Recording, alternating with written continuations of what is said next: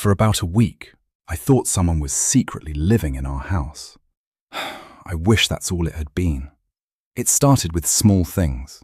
The kind of things you dismiss at first because the alternative is too uncomfortable to think about. A cabinet left open in the kitchen.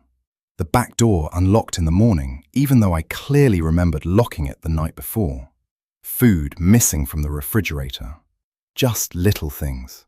Easy things to explain away. We have 2 kids after all. My daughter Maya is 14 and my son Lucas is 7. Between the 2 of them, it's not unusual for something to disappear from the fridge late at night. At least, that's what I told myself. But then, the footsteps started. The first time I heard them, it was around 2 in the morning. I woke up suddenly, the way you do when something in the house doesn't feel right. At first, I thought it was Maya getting up to use the bathroom. Our hallway has this particular sound when you walk across it. The boards are old and they creak in the same pattern every time. Step, creak. Step, creak. But the footsteps kept going, slowly pacing back and forth in the hallway. After about 30 seconds, I nudged my wife Elisa awake. "Do you hear that?" She listened for a moment. "Probably Maya," she whispered. But Maya's bedroom door opened. We both heard it. And then Maya's voice drifted down the hallway. "Mum?"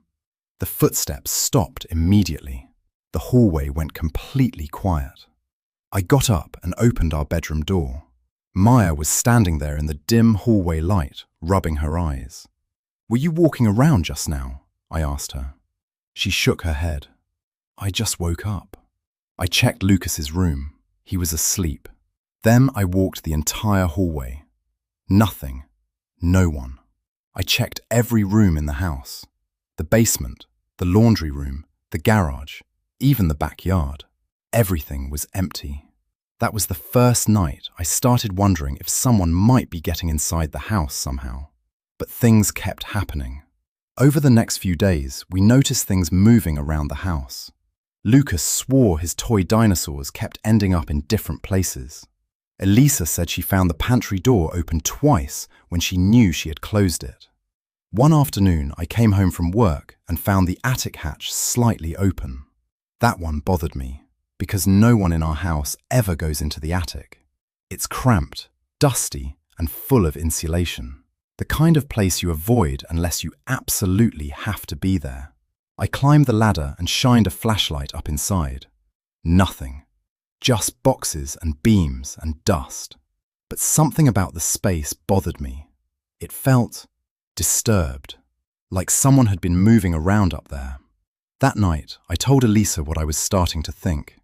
"Someone might be getting inside the house," I said. She stared at me. "How?"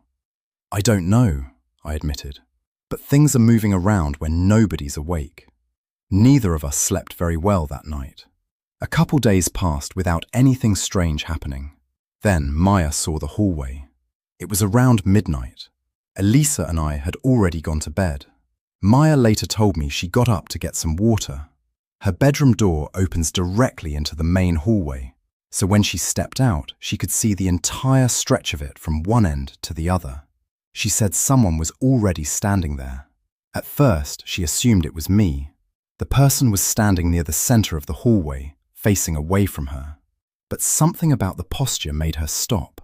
The person was standing completely still, perfectly still, like they had been frozen in place. "Maya?" she said. The figure slowly turned around, and that's when she realized something was wrong. It wasn't me. It wasn't Elisa. It wasn't Lucas. It was her, standing there in the hallway.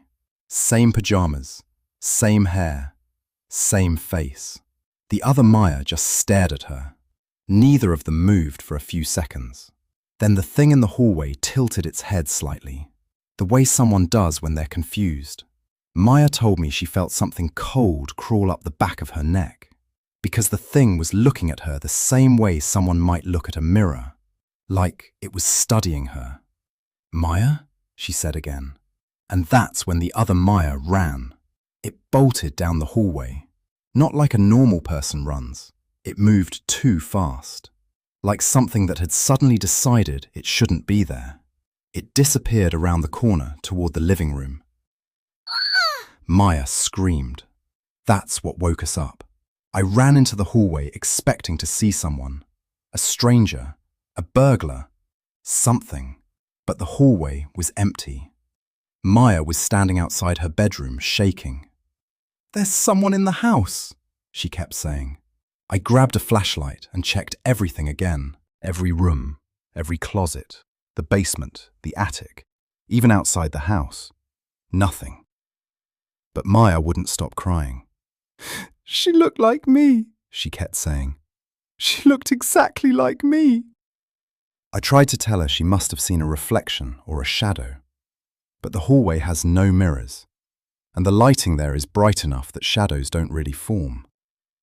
Eventually, we got her back to bed. The whole time, Elisa kept glancing down the hallway, like she expected someone to step out of the darkness. That night, I stayed awake for hours, just listening, waiting. Sometime around 3 in the morning, I heard footsteps again.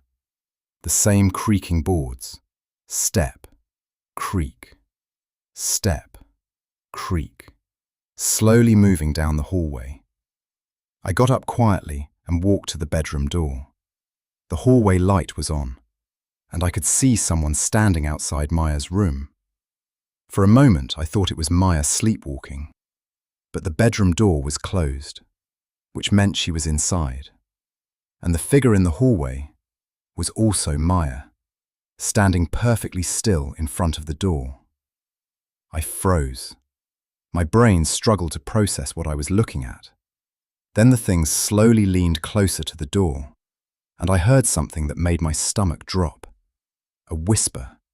2 voices. One from inside the bedroom, one from outside. Both of them sounding exactly like my daughter. I opened the door. The hallway was empty.